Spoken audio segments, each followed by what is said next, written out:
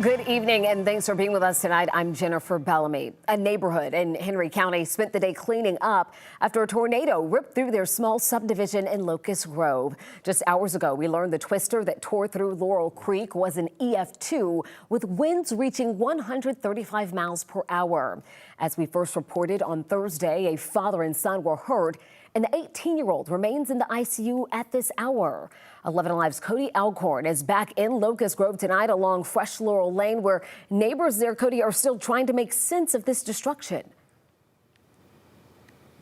Jennifer, they really are. This tornado was on the ground for just under 2 miles, but long enough to change lives here in Laurel Creek. And it's believed this tornado literally formed right over this home.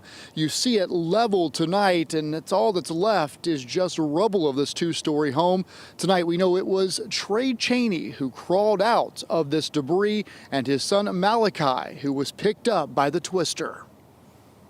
My wall was coming towards my face, and my body levitated up in the air. Trey Cheney had no idea an EF-2 tornado was coming right through his family's home. Everything in my house coming towards my face, so the first thing I did was cover up. At some point, he blacked out. But when I woke up, it felt like I was being smothered, and all I could do was think about my son. 18-year-old Malachi had been sucked out of his second-floor bedroom. So I was yelling Malachi's name out.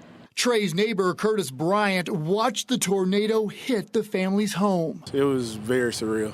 He ran towards the Cheney's home as Trey was crawling from the rubble. Me and a few of my other neighbors started trying to look for his son, calling his name. Trey's wife wasn't home. He asked for me to call his wife, called his wife. After I told her what had happened, of course, she immediately got off the phone with me to rush here. Just to see my wife pull up. Thank God she wasn't in the house. To see my wife pull up. To see the house we had built in 2020, 5 years later, to see it crumble. Something that can be rebuilt. My message, hug on your loved ones. Because snap of a finger, it could be over with. Neighbors found Malachi alive in the wood line behind their home. The young man now with a long road ahead of him. I wish he was the one doing this, and I could be in ICU. When you see this house behind me, it's unbelievable that anybody survived, especially being picked up and thrown in the field behind us. Tonight, Malachi did suffer several broken bones. He also suffered several fractured bones. But the good news is they say he was able to open his eyes and he is responsive tonight. So again, a very fortunate outcome here that could have been a lot worse. Live in Locust Grove, Cody Alcorn, 11 Alive News. All right, Cody, we're glad to hear about that progress and hoping that he continues to make a speedy recovery.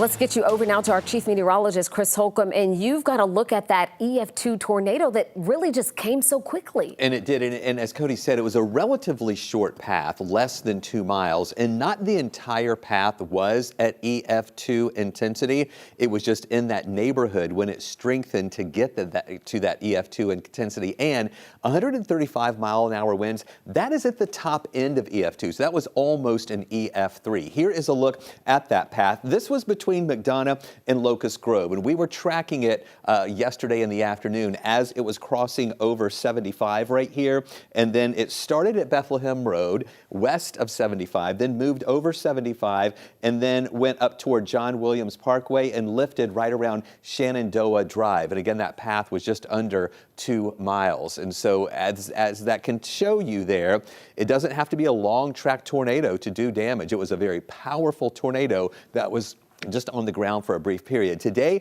we had another round of storms that moved in. These weren't as strong as the ones yesterday. You can see as that moved in, we had thunder and lightning and rain with them, but never anything classified as severe. At times, we were looking at some interesting signatures on radar, showing some broad rotation, but nothing ever big enough or tight enough for us to have any tornado warnings. Now, any of that rain as well down to the south. We are drying out now. We have a northwest flow moving in that's going to give us a lot of sunshine. So looking good, nice and cool going through the next 12 hours, down into the 50s to start tomorrow. Plenty of sunshine tomorrow, but something else will be in the sky tomorrow that may block out the sun at times. And I'm not talking about clouds. I'm talking about wildfire smoke. I'll tell you more about that coming up.